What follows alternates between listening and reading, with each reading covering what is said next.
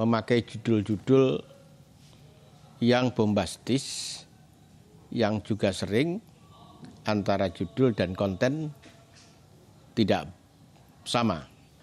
Beberapa orang di media online mengkritik presiden kita dengan kalimat-kalimat yang sangat luar biasa, tidak pantas menurut ukuran umum.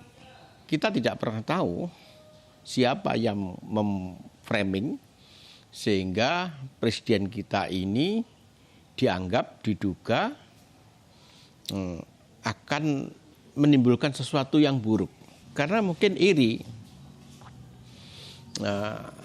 Mungkin kita tidak menduga presiden yang muncul dari sebuah daerah hanya tukang membuat mebel, tukang kayu, memulai karirnya dari sebuah kota, Solo, menjadi wali kota, dan seterusnya, kemudian menjadi presiden. Assalamualaikum warahmatullahi wabarakatuh. Bismillah, alhamdulillah, la haula wa la quwata illa billah. Allahumma sholli ala sayyidina Muhammad wa ala alihi wa sahbihi kama la nihayata li kamalika wa adada kamalihi. Media online dan media mainstream sama-sama media, tapi kontennya sering berbeda. Media mainstream lebih hati-hati, lebih banyak kontrol, sehingga berita yang dimuat cenderung terpercaya. Kelemahannya, media mainstream seringkali menghindar dari berita-berita yang sensitif. Sehingga ketika kita menginginkan berita-berita yang sangat peka, kita tidak bisa lagi mengambil berita dari media mainstream. Sedangkan media online seringkali konten yang ada tidak mudah bisa dipercaya. Cenderung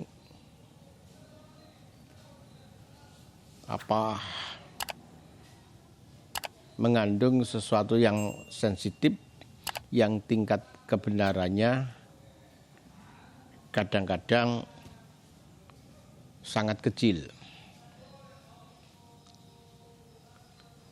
Cenderung memakai judul-judul yang bombastis, yang juga sering antara judul dan konten tidak sama. Itu diantara kelemahan-kelemahan media online. Tapi kelebihannya kita bisa mendengar, melihat berita-berita yang sensitif, berita-berita yang tidak mudah untuk dimuat di media mainstream. Satu di antara berita dari media online yang sering saya baca adalah sikap, cara mengkritik seseorang.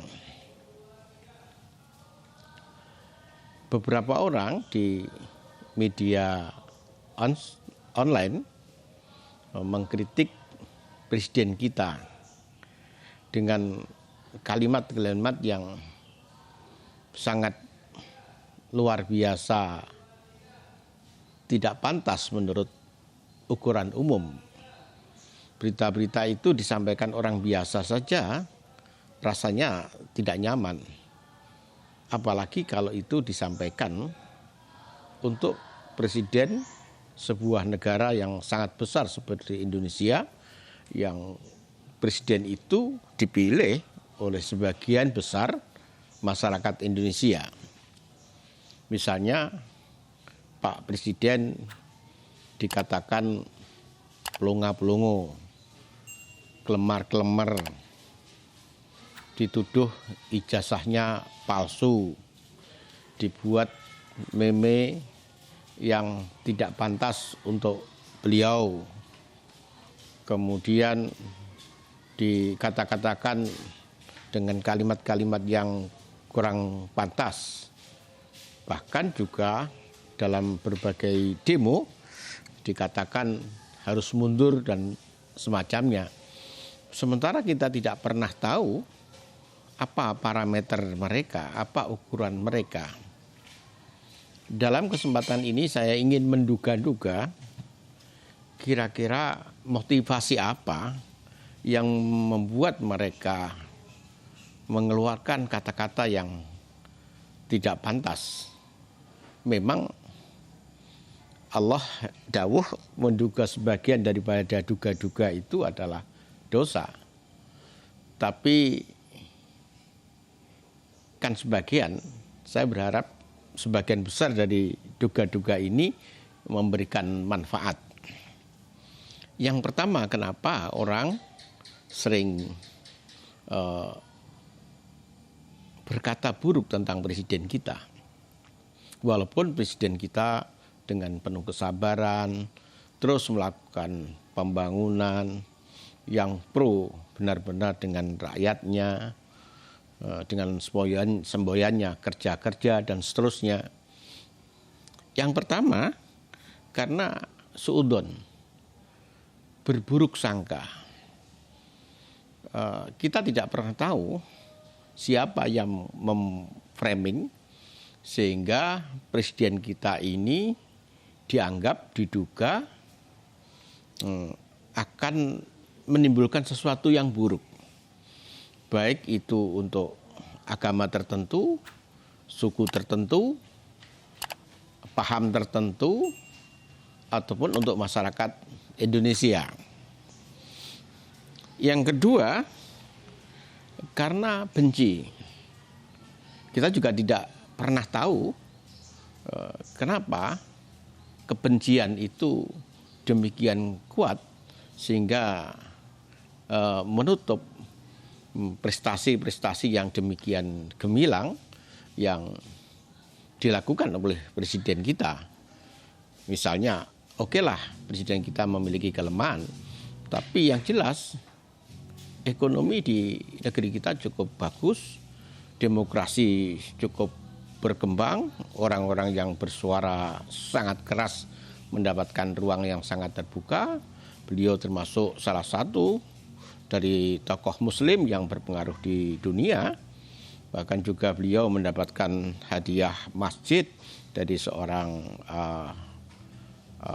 pemimpin negara-negara Arab. Saya pikir ini adalah apresiasi yang demikian luar biasa. Tapi karena kebencian, maka apresiasi prestasi-prestasi itu tertutup karena kebencian. Yang ketiga, karena mungkin iri.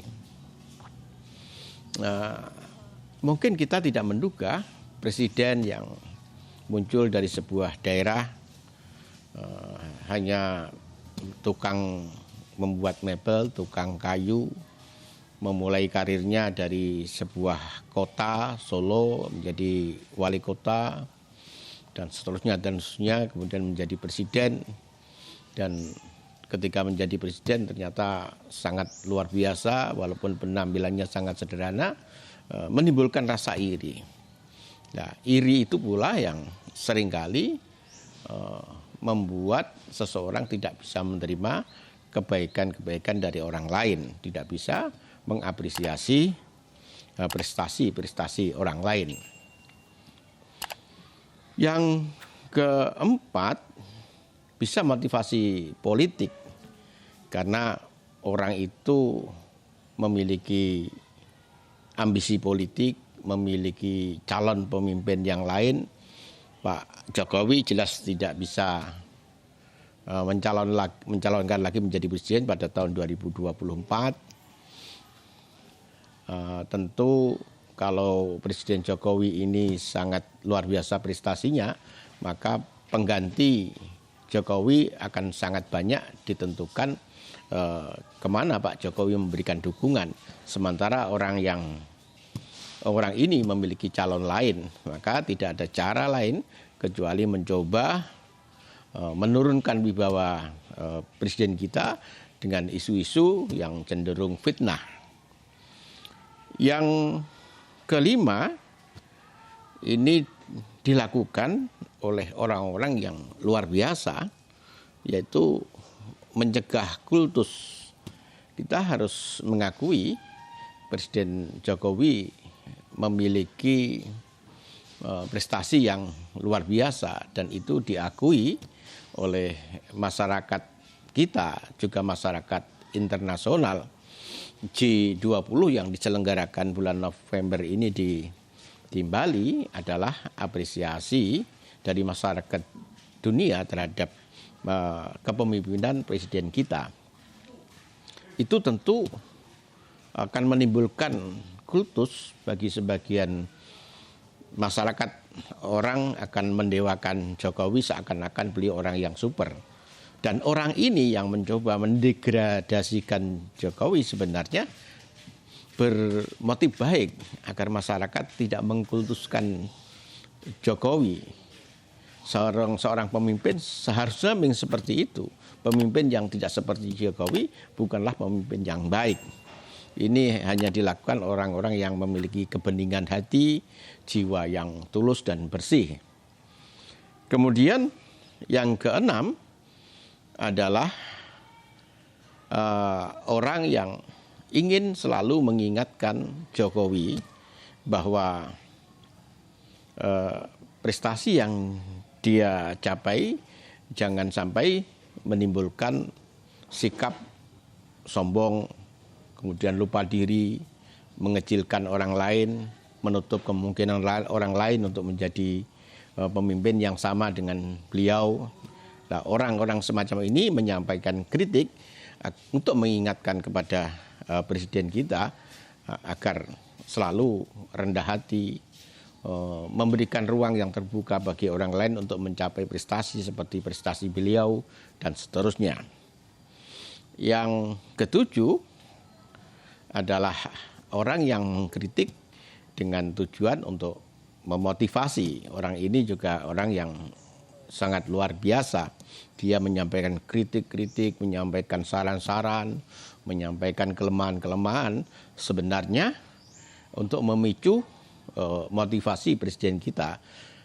Presiden kita ini memiliki karakter kalau semakin ditantang, dia semakin besar semangatnya. Kalau disepelekan, dia akan termotivasi untuk membuktikan. Tidak dengan kata-kata, tapi dengan perbuatan. Orang yang mengkritik ini pasti tahu karakter presiden kita. Maka dengan mengkritik itu sebenarnya dia ingin terus memicu motivasi presiden kita untuk berbuat lebih baik. Karena prestasi seorang presiden akan menjadi semacam tolak ukur. Kinerja seorang presiden akan menjadi ukuran bagaimana seseorang harus mencapai sesuatu yang diinginkan. Akan menjadi ukuran bagaimana seorang presiden atau pemimpin berikutnya akan bekerja. Sehingga prestasi yang maksimal yang kita harapkan dari presiden kita ini akan menjadi semacam barometer bagaimana presiden-presiden berikutnya untuk melakukan tugasnya sebagai seorang presiden. Kita harus ingat bahwa negara kita sekarang ini menjadi perhatian dunia. Negara kita menjadi semacam contoh dari dunia bagaimana negara kita yang disebut negara berkembang ini ternyata bisa mengatasi COVID-19 dengan sangat cantik, bisa melewati situasi ekonomi yang sulit yang melanda berbagai negara di dunia. Kita ternyata aman, menjaga pertumbuhan ekonomi juga cukup aman, masyarakat juga tetap merasa nyaman, demokrasi juga bisa terjaga. Nah, ini tentu memerlukan pemimpin yang betul-betul memiliki kapabilitas sekaligus integritas. Itu barangkali duga-dugaan kita mengapa orang-orang sampai hari ini di media sosial banyak mengkritik, kemudian menyepelekan, bahkan juga cenderung menghina kepada presiden kita. Semoga bermanfaat. Wallahu muwaffiq ila aqwamit thoriq. Assalamualaikum warahmatullahi wabarakatuh.